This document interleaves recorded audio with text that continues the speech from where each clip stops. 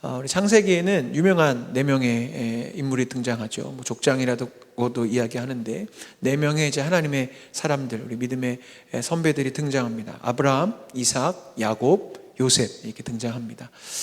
우리가 새해가 되면 또 이제 성경 통독 그렇게 하게 되는데 새해는 늘 창세기를 읽죠. 그래서 보통 창세기는 많이 읽으셨죠? 네, 새해는 창세기로 시작해서 레위기쯤 이르렀을 때 우리가 모두 낙심하고 포기합니다만 아무튼 그래서 우리는 창세기는 참 많이 읽습니다. 그래서 아브라함 이야기, 이삭, 야곱, 요셉 이야기를 잘 알고 있는데요. 그냥 스스로 한번 대답해 보셨으면 좋겠어요. 만약에 하나님이 나타나셔서 이 네 명의 인생 중에 한 인생을 너로 하여금 살게 하겠다 그러면 여러분 어떤 인생을 선택하시겠어요? 저는 이제 매해 이제 창세기를 통독할 때마다 그 해마다 조금 이렇게 집중되는 인물이 좀 바뀌었던 것 같아요. 몇 해 전에는 이삭에게 마음이 참 많이 가더라고요. 이삭은 이 네 명의 인물 중에서 가장 분량이 짧습니다. 그 말인즉슨 이삭이 제일 고생을 덜 했습니다. 성경은 고생이 많은 사람 분량이 많습니다. 근데 이삭은 물론 이삭의 인생에도 광야가 있고 참 힘든 시간들이 있지만 이삭은 분량이 짧아요. 그만큼 사건 사고가 상대적으로 적었던 인물이었고요.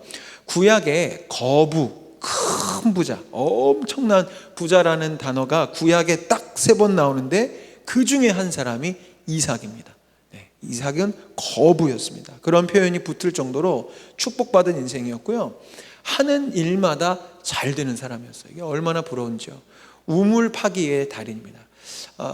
우리 뭐 한국 문화에서도 우물은 귀한 것이지만 이 고대 근동 지방은 사막 지역이기 때문에 우물은 정말 생명과도 같고요. 우물이 있어야 내 양떼도 살고 그래야 그것이 나의 돈벌이가 되기 때문에 우물을 파서 물이 나온다는 건 우리 식으로 말하면 개업을 하는데 그때마다 대박이 나는 것과 동일해요.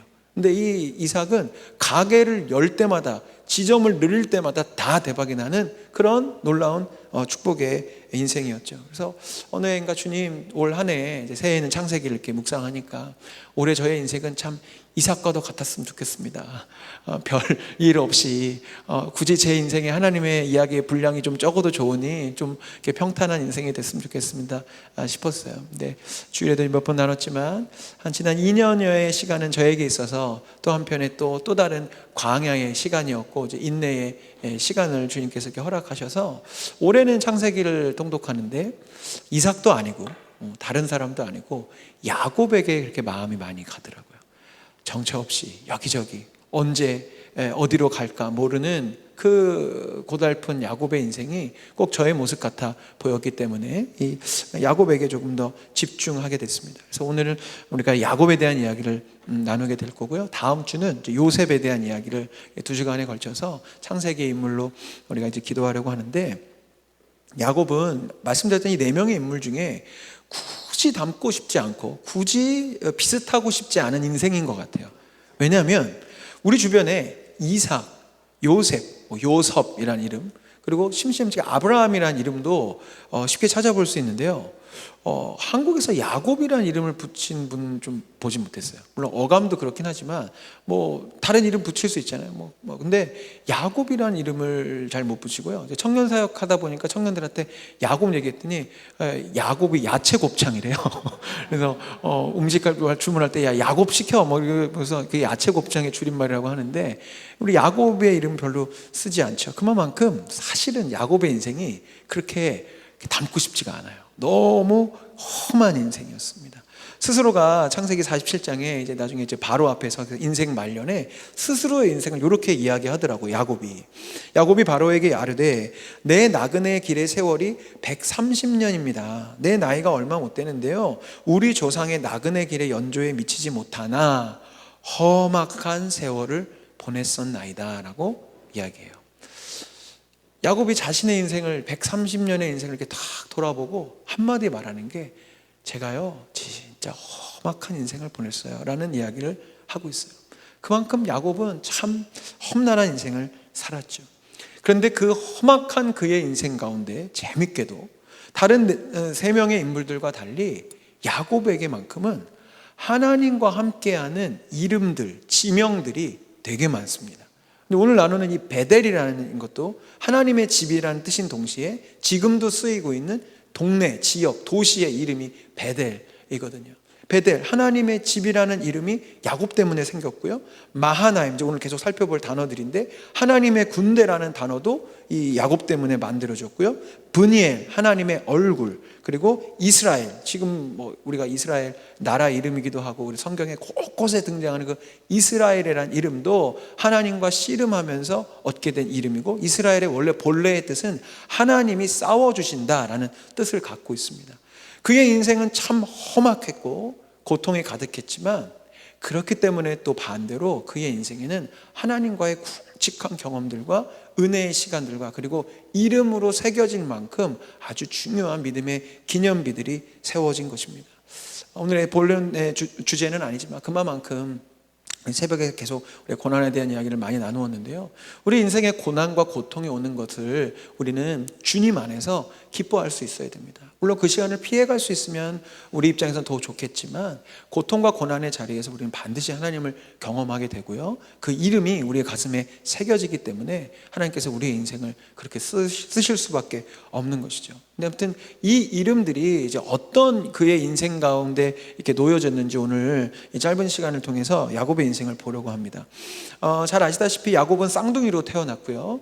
형 에서와 늘 자신이 여러 가지로 비교당했고 또 서로 다른 편애를 당했죠. 아버지는 형 에서를 너무 좋아했고 어머니 리브가는 이제 야곱을 너무나 좋아하는 좀 그런 이제 건강하지 못한 그런 가정의 모습들이 보여졌고, 늘 야곱은 형과 경쟁하면서 어떻게 하면 그 형의 장자의 축복을 내가 뺏어올 수 있을까, 가져올 수 있을까, 그것을 막 이제 고민했던 인생이었어요. 결국은 엄청난 속임수를 발휘해서, 그죠? 막 털 옷을 입고 형인 척해서 그 장자의 축복을 얻어냅니다.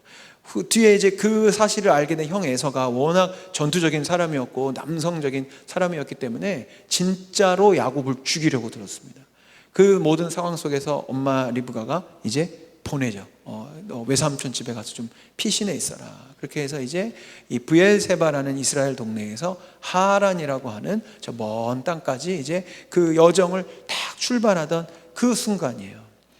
야곱이 참 많이 두려웠을 거예요. 죽음의 위협도 있고 처음으로 이제 태어나서 정말 먼 길을, 뭐 우리 옛날 이야기 들어서 알겠지만 그 길이 뭐 지금처럼 뭐 고속도로가 있겠습니까? 중간에 휴게소가 있겠습니까? 뭐 변변찮은 호텔이나 여관이 있겠습니까? 그냥 노상에서 강도 만나고 들짐승 만나면 그냥 가다가 죽을 수도 있는 이제 그런 길을 출발해야 되는 상황이에요. 좀 긴 본문이지만 그 상황의 맥락이 이제 이렇게 펼쳐지는데 한번 제가 읽어드릴게요. 야곱이 브엘세바에서 떠나 이제 고향집을 떠나는 거예요. 엄마 떠나고 친구들 떠나고 이제 홀로 이제 배낭 메고 출발합니다. 하란으로 향하여 가더니 한 곳에 이르러는 해가 진지라. 벌써 무섭죠. 분위기가 이제 무서워지는 거예요. 거기서 유숙하려고, 성경은 유숙이지만 전문 용어로 노숙입니다. 그냥 길가에서 자는 거예요.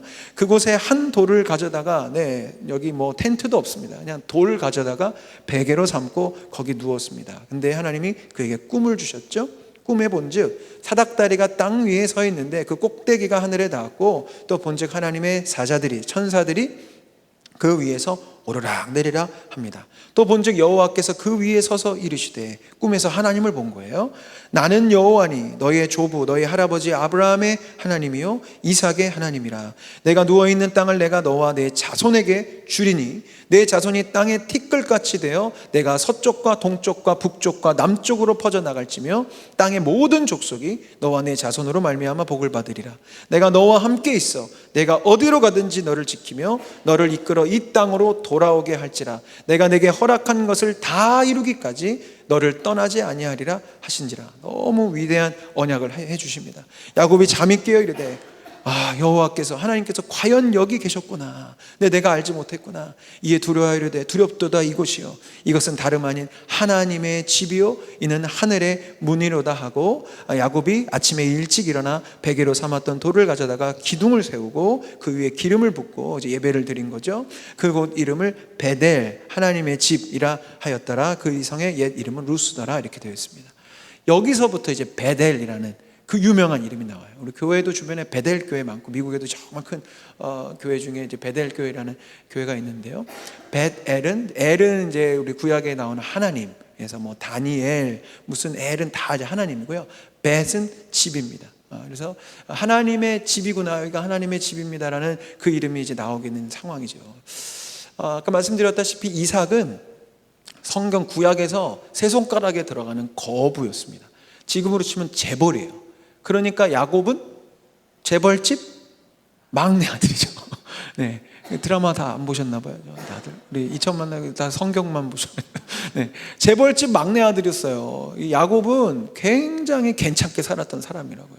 종들도 있었고 뭐 편안하게 안락하게 살다가 졸지에 그 축복권 하나 받겠다고 거짓말하고 그랬다가 완전히 지금 돌 베고 자야 되는 노숙자의 자리에 놓여지게 됐죠. 그래서 말씀드린 얼마나 두려웠을까요? 얼마나 겁이 났을까요? 그리고 얼마나 불편했을까요? 근데 그런 자리에서 하나님을 만나게 되고요. 그 위대한 언약을 듣고 이 베델이 보고 배운 대로 할아버지랑 아버지가 보여주셨던 그 예배의 장소로 이 베델을 세웁니다. 그리고 이제 그렇게 이제 여정을 출발해서 하란에 도착하게 됐는데요. 이 언약과 약속이 있었지만 그 이후로 20년 동안 외삼촌 라반의 집에서 이 야곱은 정말 노예처럼 살아가고요. 그의 인생 가운데 그 험한 시간 가운데 이 베델의 약속을 잊어버린 것 같아요. 추측하건. 왜냐하면 하나님에 대한 어떤 얘기가 없어요. 뭐 기도를 했다든지 예배를 드렸다든지 뭐 베델을 생각했다든지 그런 내용이 없고 그냥 험한 인생을 이 외삼촌 라반의 속임수를 이렇게 보면서 살아갔죠. 그렇게 살다가 이 라반이 점점 야곱의 재산이 풍성해지고 하다 보니까 시기와 질투를 하게 되고 또 역시 죽이려 들게 됩니다.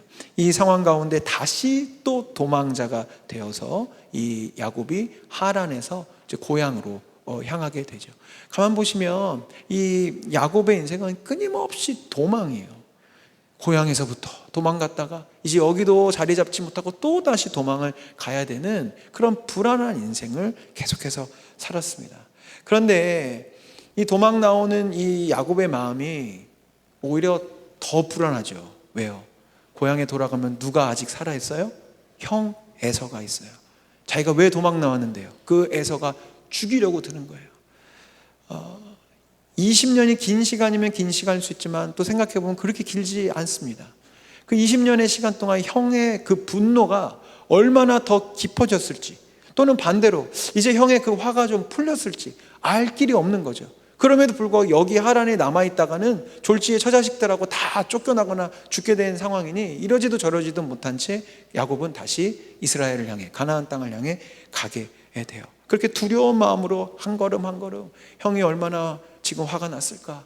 형도 군대를 많이 갖고 있지는 않았을까? 나는 군대 없는데 나는 지금 처자식하고 이 양떼만 끌고 갈 수밖에 없는데 나는 이제 어떡하나 이런 두려움으로 가고 있을 때 창세기 32장에 하나님이 딱 나타나셔서 이런 일들을 보여주십니다. 야곱이 길을 가는데 하나님의 사자들이 그를 만난지라 야곱이 그들을 볼 때 이르기를 이는 하나님의 군대라 하고 그 땅 이름을 마하나임이라 하였더라.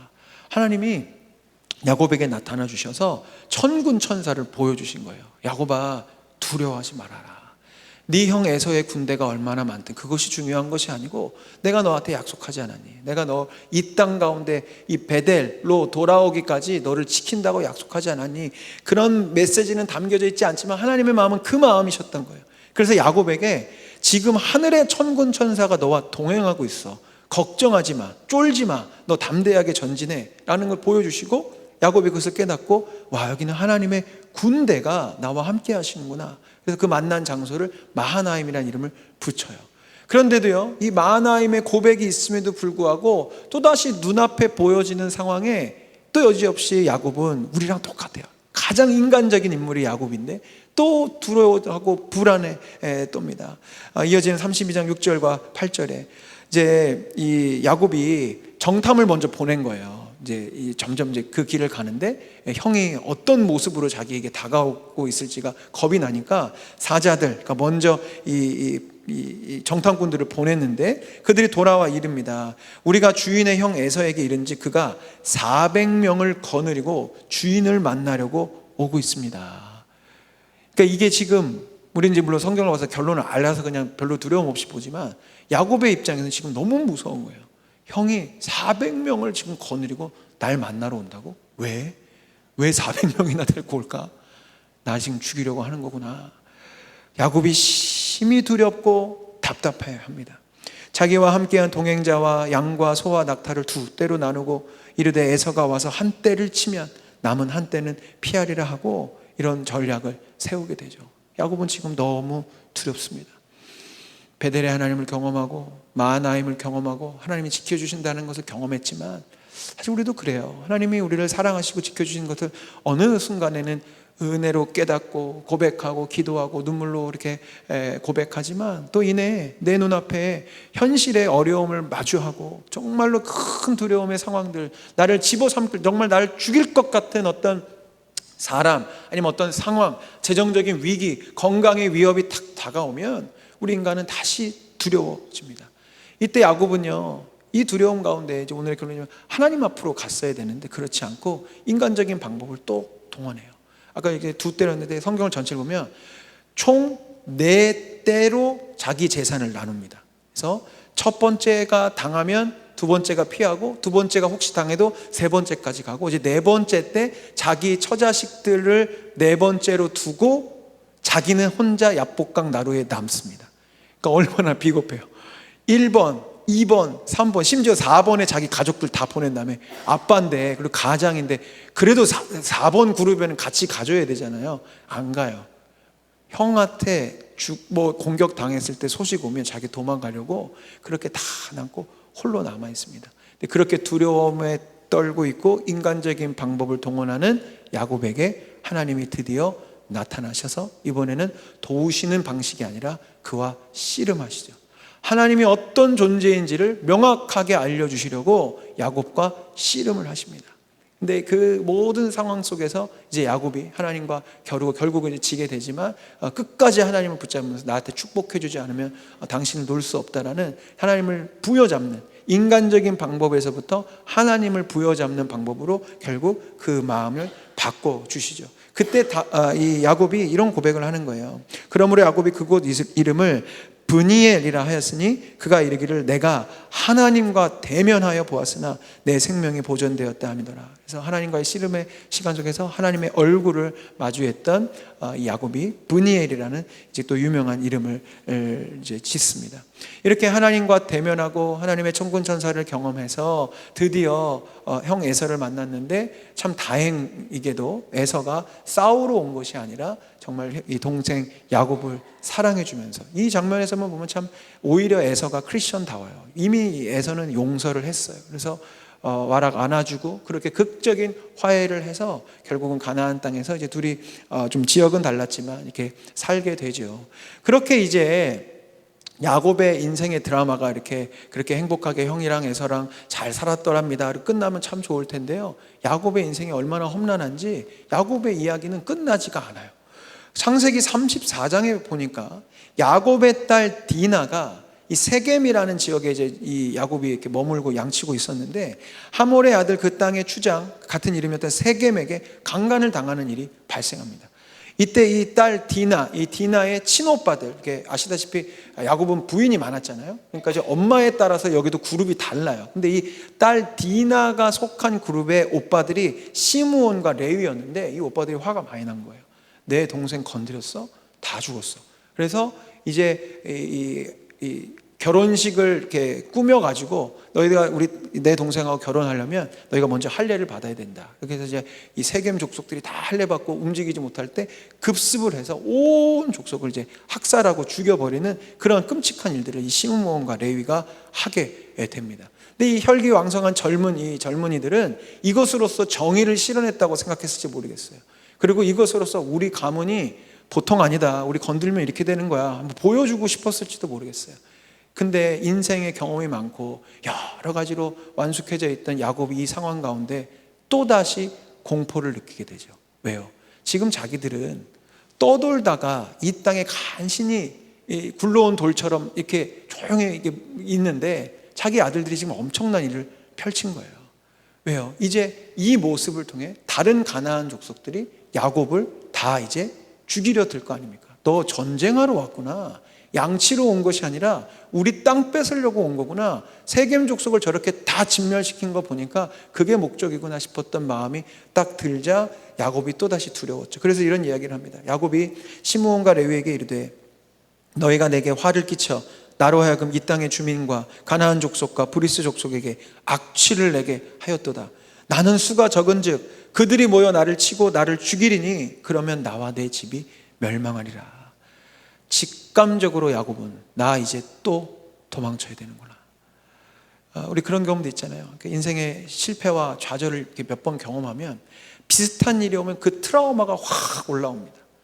그리고 벌써부터 겁이 나고 벌써부터 도망치고 준비를 하게 되는 거예요. 야곱이 이제 나이도 좀 들었고요. 이제는 도망칠 힘도 없는데 지금 우리가 또 도망갈 수밖에 없어요. 우리는 이제 또 다 죽게 생긴 거예요. 어떻게 여기까지 왔는데 이 아들놈들 때문에 내가 또 도망을 가야 되는구나. 그런 절망과 공포와 두려움에 휩싸여 있는 이 야곱에게 하나님이 또 나타나셨어요. 그게 오늘 본문 35장이에요. 하나님이 야곱에게 이르십니다. 일어나 베델로 올라가서 거기 거주하며 내가 내 형 에서의 낯을 피하여 도망하던 때 20몇 년 전의 일을 상기시키는 거예요. 내게 나타났던 하나님께 거기서 제단을 쌓으라 하시니라.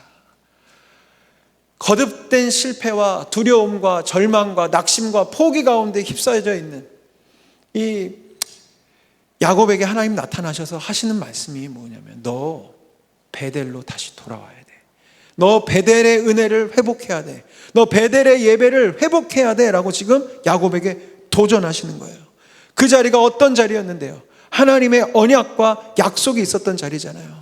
아까 읽었던 본문이지만 위대한 언약의 말씀입니다. 이건 귀한 말씀이니까 우리가 한 목소리 읽었으면 좋겠습니다. 같이 읽겠습니다. 시작.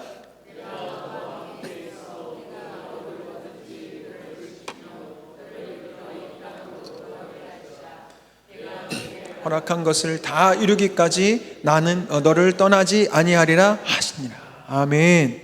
이 언약이 있던 자리가 베델이었거든요. 지금 근데 야곱이 두려워하는 거예요. 이 약속 다 까먹었어요. 다 잊어버리고 오롯이 또다시 인간 야곱이 되어서 이 어떻게 하나, 이제 어디로 또 도망치나, 어디로 가야 되나 이러고 있을 때 주님은 명령하십니다. 너 베델로 돌아와서 이 언약을 다시 기억하고 이 언약을 다시 갱신해라. 이 하나님의 은혜, 내가 너를 지키고 보호하고 영원토록 붙잡는다는 이 하나님의 살아계심을 너 다시 한번 경험해라. 너 정신 차려라. 너 두려워할 때가 아니고 나 하나님 여호와를 바라봐야 된다는 것을 우리에게 성경의 상징으로 보여주는 것. 너 베델로 다시 올라와라. 이 말씀을 듣고 이 야곱이 다시 한번 하나님께 깨달음을 얻습니다. 그렇구나, 내가 베델로 올라가야 되는구나. 그러면서 굉장히 기특한 모습을 보여요. 그리고 우리에게 영적인 도전을 줍니다. 베델로 돌아갈 때, 우리가 하나님의 집으로 나올 때, 회복의 자리로 나아갈 때 이 야곱과 그의 가문이 취했던 방식이 매우 성경적입니다. 야곱이 이에 자기 집안 사람과 자기와 함께 한 모든 자에게 이르되, 첫 번째 미션, 너희 중에 있는 이방 신상들을 버리고, 우리가 주님의 집으로 나오고 회복의 자리로 나올 때 우리의 우상과 욕심들을 그득그득 들고 나오는 것은 돌아오는 게 아닙니다. 지금 야곱은 자신의 자녀들에게, 이 가족들에게 명령합니다. 너희들 이방 신상을 모두 버려라. 모든 우상을 버려라. 옛 삶을 버려야 된다. 너희들의 죄와 우상과 모든 것들을 버려야 된다고 이야기하고요. 두 번째, 자신을 정결하게 하고 너희의 의복을 바꿔 입으라. 거룩한 새 옷을 입으라는 것이죠. 그리고 3절, 우리가 일어나 베델로 올라가자. 베델로 돌아가자. 내 환난 날에 내게 응답하시며 내가 가는 길에서 나와 함께 하셨던 하나님께 내가 거기서 제단을 쌓으려 하노라.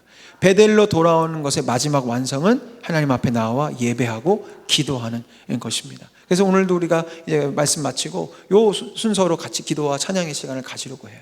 우리가 주님 앞에 나올 때, 회복의 자리로 나올 때 먼저 우리의 거짓된 우상과 나의 지나온 죄악들을 하나님 앞에 내려놓고 거룩한 예수 그리스도의 새 옷을 입는 것이죠. 그리고 그 새 옷을 입고 우리는 주님 앞에 예배하고 찬송하고 간구하면서 우리의 문제를 주님께 내어 맡기는 겁니다.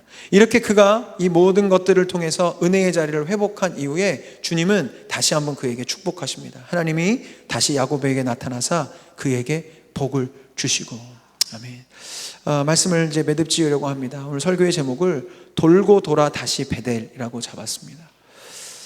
베델에서 시작된 하나님의 은혜가 있었는데 우리에게 표본이 되어주려고 야곱은 그 마지막 베델에 이르기까지 너무나 인간적인 삶을 삽니다. 자기 방법대로 살고 속이고 살고 속고 살고 싸우며 살고 그렇게 험한 인생을 살아요. 물론 중간중간 은혜의 자리들 분이엘을 주시고 마하나임을 주셨지만 그것도 까먹고 계속 자기 힘대로 살다가 결국 야곱이 다시 회복된 자리는 베델이었습니다. 우리 여기서 무엇을 배워야 될까요? 우리는 야곱보다는 빨리 베델로 돌아와야 합니다. 우리 인생을 살다 보면 우리 저마다 예수님을 처음 만난 그 첫사랑의 경험이 있고 내가 복음을 만나고 하나님을 만난 내 인생에 그 베델들이 다 있으실 거예요. 그 시간들을 우리가 기억하죠. 근데 살다 보면 또 그 은혜를 잊어버려요. 나를 향한 하나님의 사랑, 나를 지키셨고 보호하셨던 그 귀한 나의 믿음의 추억들을 다 잊어버리고 또 현실만 바라보면서 그렇게 살아가죠. 사실 야곱의 인생이 우리의 인생에 마주하는 고난들이 다 집약되어 있어요. 외삼촌 라반의 속임수는 뭘까요? 우리가 살다 보면 사업 파트너나 내 동료나 친구들의 배신과 속임수를 당할 때가 있지 않습니까? 형 에서와의 문제가 있었어요. 가족 간의 갈등과 문제, 우리 성도님들의 삶에 참 많은 거 봅니다. 딸 디나가 어려움을 당해요. 정말로 자녀가 고통을 당하는 것만큼 괴로운 것이 뭐가 있겠어요? 야곱이 그것을 경험해요. 우리도 또한 경험해요. 자녀의 문제, 자녀의 아픔, 자녀의 여러 가지들을 우리 부모는 또 그것을 내 마음과 삶의 질무로 짊어지고 있죠. 또한 다시 도망자가 되는 반복이 그의 인생에 있었어요. 이삭은 팔 때마다 우물이 나오는 축복되는 인생인데 야곱은 어떻게든 게 가는 곳마다 또 도망을 쳐야 되는 실패가 거듭되는 인생이었습니다. 그러나 그 야곱의 인생이 망했다라고 우리는 표현하지 않는 이유는 무엇이냐면 그가 다시 베델로 돌아와서 하나님의 그 은혜를 갱신하고 그 언약을 갱신해서 다시 하나님이 주시는 복의 자리로 나왔기 때문입니다. 우리는 그렇기 때문에 이 야곱에게서부터 이것을 배워야 하고 말씀드렸던 대로 야곱보다 훨씬 더 빨리 베델로 돌아올 수 있어야 합니다. 우리 차장팀 나와주시고요. 베델은 하나님의 집이죠. 그래서 우리 믿음의 공동체, 교회 공동체는 지난 수천 년 동안 정기적인 예배를 드렸던 거예요. 왜? 우리의 인생은 반드시 돌아와야 될 베델이 있어야 했기 때문이죠. 우리 만나교회도 이 귀한 처소를 하나님께서 허락해 주셔서 많은 분들의 눈먼과 헌신으로 하나님의 집이 세워졌어요. 우리가 여러분들 이 자리를 그렇기 때문에 사모하셔야 됩니다. 단순히 예배 열심히 드리셔야 된다는 어떤 종교적인 덕목을 말씀드리는 게 아니에요. 이 자리가 우리 모두의 베델이 되어야 합니다. 험난한 인생을 우리가 살지만 일주일 내내 우리가 저 교회 문 바깥에서 전쟁과도 같은 하루를 보내고 정말로 속임을 당하고 배신을 당하고 여러 가지 아픔과 상처가 있지만 우리에겐 다시 돌아올 수 있는 베델이 있고 이 베델의 자리에서 하나님 앞에 기도하고 간구하고 예배할 수 있기 때문에 우리에게는 회복의 그 은혜의 갱신이 약속되어 있는 것입니다. 그러나 중요한 것이 있습니다. 그냥 우리가 물리적으로 이 예배당에 들어온다고 그 회복이 그냥 이루어지는 것이 아니에요. 야곱이 보여주었던 놀라운 영적인 진리가 있습니다. 제가 왜 이것을 성경적이라고 이야기하냐면 성경 통틀어 특별히 신약에 있는 복음의 방식에 비추어 볼 때 야곱의 이 베델로 돌아오는 회개는 너무나 성경적이었어요. 그의 우상들을 제하여 버리고 옛 삶을 회개하고 새 옷을 입는, 그리스도의 옷을 입는 그 새 옷을 입고 주님 앞에 나와 기도하고 간구하는 예배가 회복되는 모습이었죠. 그렇기 때문에 우리가 여러 모양으로 야곱처럼 힘든 인생으로 돌고 돌아 살아간다 할지라도 다시 우리가 이 마음을 품고 우리가 옛사람의 옷을 벗어버리고 예수의 옷을 입고 주님 앞에 나와 간구하는 이 베델을 회복하게 될 때에 우리 모두의 인생이 결국은 축복으로 마무리되었던 야곱의 인생처럼 하나님께서 아름답게 우리의 인생을 빚어가실 줄로 저는 확신합니다. 아멘. 오늘 우리가 그렇게 기도하고 찬송하며 나아가기를 원해요. 제가 오늘 기도를 두 덩어리로 우리 성도님들과 좀 나누려고 합니다. 저와 찬양팀이 계속 기도하고 찬양할 텐데 제가 처음에만 기도 제목 던져드리고 그냥 찬양이 계속 반복될 거예요. 저의 어떤 기도인을 기다리지 마시고 이 찬양 가운데 기도하시고 또 찬송하기 원하시면 찬송하시고 그 찬송과 기도를 반복하시면서 제가 그 다음에 주제로 넘어가기 전까지 충분히 하나님 앞에 예배하시고 특별히 회개하셨으면 좋겠어요. 특별히 오늘 첫 번째 기도 제목은 내 안에 있는 우상을 버리고 새 옷을 입는 기도와 간구와 찬양을 하기 원합니다. 여러분 뭉뚱그려서 회개합니다라고 말씀하시지 마십시오. 깊이 찬양 가운데 스스로의 인생을 돌아보시면서 내가 버려야 할 베델로 올라가기 전에 내가 벗어버려야 될 옛사람은 무엇인가, 내가 하나님의 사람이지만 지금 동시에 또한 무언가를 의지하고 내가 무언가를 사모하고 있었던 것이 무엇인가, 내가 들고 있었던 이방 신상은 무엇인지를 돌아보셨으면 좋겠습니다. 그것을 우리의 주님의 십자가 앞에 내려놓으시고요, 주의 거룩한 옷으로 나를 다시 입혀달라고, 성령님 나를 다시 새롭게 해달라고 그렇게 우리가 기도하고 찬양하면서 하나님 앞에 나아가겠습니다. 찬양하겠습니다.